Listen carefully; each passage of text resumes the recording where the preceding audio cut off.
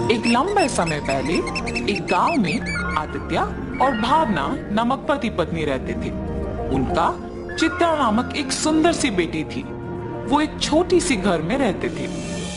आदित्य एक बहुत नेक इंसान था और जितना उसके पास था उतने में ही खुश रहने वाला था। वो पानी पूरी बेच के आए हुए पैसों से ही अपने परिवार की देखभाल करता था। हर रोज वो सुबह उठ के पानी पूरी बना के बेचने जाता था। पानी पूरी स्वादिष्ट पानी पूरी। एक बार खाना काफी नहीं होता है, बार बार खाने का मन करता है। 10 रुपयों का एक प्लेट, आइए आइए। ऐसे पूरी गांव में जाते हुए बेचता था। उसके बनाए हुए पानी पूरी स्वादिष्ट रहने पर सभी लोग वहां खाना पसंद करते थे। रोज की तरह वो एक दिन पानी पूरी बेच के अंधेरा होने पर वापस घर जाते रहता है, जब उसे रास्ते में कुछ लोग भागते हुए नजर आते हैं। उसके पलक झपकते ही वो लोग गायब भी हो जाते हैं। कौन थे वो लोग? क्यों भाग रहे थे? और इतने में ही कहां गायब हो गए? ऐसे वो अपने आप में सोच रहा था जब उसे रास्ते के बगल में एक सूटकेस दिखाई देता है। ये किसका सूटकेस है? शायद किसी ने खो दिया होगा। सुबह मैं इसे जमींदार को दे देता हूँ, वो इसको उसके मालिक तक पहुंचा देंगे। ऐसे सोच के वो सूटकेस अपने साथ अपने घर ले जाता है। आदित्य की पत्नी उस सूटकेस को देख पूछती है, ये किसका सूटकेस है जी? मुझे नहीं पता, आते समय रास्ते में मिला था मुझे। क्या है सूटकेस में? नहीं, मुझे नहीं पता, मैंने देखा ही नहीं। अच्छा, तो फिर रुकिए, मैं पहले ये देखती हूँ कि इसमें है क्या। और ऐसे सूटकेस खोलती है। सुनिए, इधर आके देखिए तो कि इसमें है क्या। हाँ, क्या है? पास आके देखने पर वो सूटकेस हीरे, मोती और सोने से भरा हुआ था। देखा आपने? कितने हीरे, कितना सोना है इसमें। अब हमें कभी वापस मेहनत करने की जरूरत ही नहीं पड़ेगी। भावना, ये सूटकेस हमारा नहीं है, किसी ने खो दिया इसे। कल सुबह इसे जमींदार के हवाले करने इसे लेके आया हूँ। तो आप क्या इसे जमींदार को लौटाएंगे? हाँ, मैं ये स्वीकार नहीं करूंगी।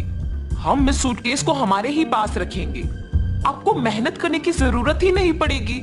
हम आखिरकार बहुत खुश रहेंगे।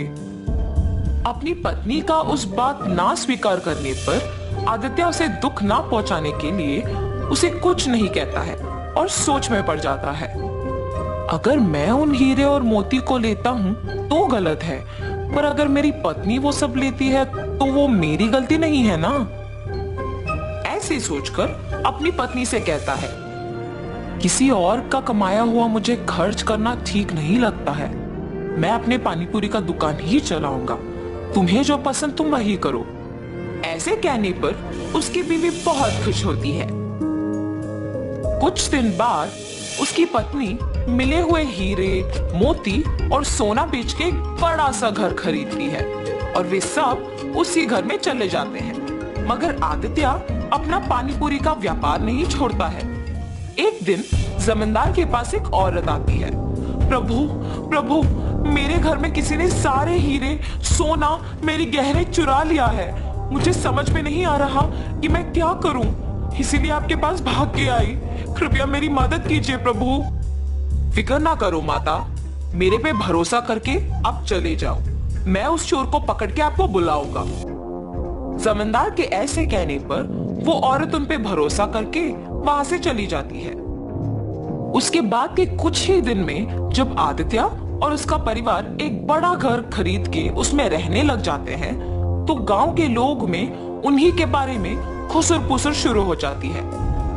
ऐसे ये बात जमींदार तक भी पहुंचती है। एक साधारण पानीपुरी बेचने वाला एकदम से इतना बड़ा घर कैसे खरीद पाया? पता नहीं प्रभु, किसी को नहीं पता। गांव के सारे लोग भी आश्चर्यचकित होके इसी के बारे में बात कर रहे हैं। ऐसे ही मैं सुन के आपको बताया। ठीक है, उन दोनों को इधर लेके आओ। जी प्रभु। जमींदार के कहने पर सेवक उन दोनों को उनके पास लेके जाते हैं।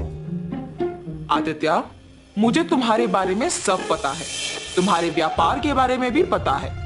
तुम्हें कुछ पूछने के लिए यहाँ बुलाया हूँ। पूछिए प्रभु।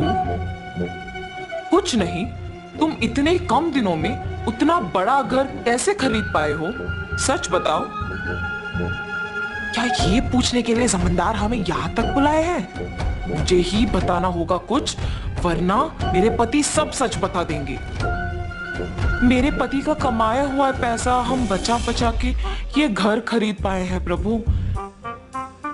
ऐसे हिम्मत से बोलती है ताकि किसी को शक ना आए। माता, आप पे कोई इल्जाम लगाने के लिए मैं आप लोगों को यहाँ नहीं बुलाया हूँ। मेरे पास एक औरत आके बोली है कि उसके गहने और सोना किसी ने चोरी कर लिया और उसी समय में आपने एक बड़ा घर लिया। हालात मुझे आपसे ऐसे पूछने पर मजबूर कर रहे हैं, तो सच कहिए कि आपको इतने पैसे अचानक कहां से मिले? अगर मैं अब भी चुप बैठूंगा तो वो एक बहुत बड़ी गलती होगी और उस औरत के दुख का कारण मैं ही हो जाऊंगा। ऐसे सोचकर आदित्य जमींदार को सच बताने का फैसला करता है। मुझे क्षमा करें प्रभु। और ऐसे जो कुछ भी हुआ वो प्रभु को बताता है और तुरंत वो गहनों वाला सूटकेस उनके हवाले कर देता है। तुम्हें अपनी गलती का एहसास हुआ है और तुमने सच बता के और ये गहने ला के वापस कर दिए, इसीलिए मैं तुम्हें अपनी पहली गलती के लिए माफ कर दूंगा और दंडित नहीं करूंगा। लेकिन याद रखना आदित्य, गलती ना करना जितना जरूरी है उतना ही जरूरी है गलती करने वालों को रोकना। ये कभी मत दोहराओ। जमींदार के माफ करने पर आदित्य उनके कृतज्ञ होता है और वहां से चला जाता है और जमींदार उन गहनों को उस औरत के हवाले कर देता है। आदित्य हमेशा की तरह अपने पानी पूरी का व्यापार करता है और उसी से अपना घर को चलाता है। तो इस कहानी का नैतिक क्या है? गलती नहीं करना है, ये तो सबको पता है, और गलती करने वालों को प्रोत्साहित भी नहीं करना है, ये समझ लो।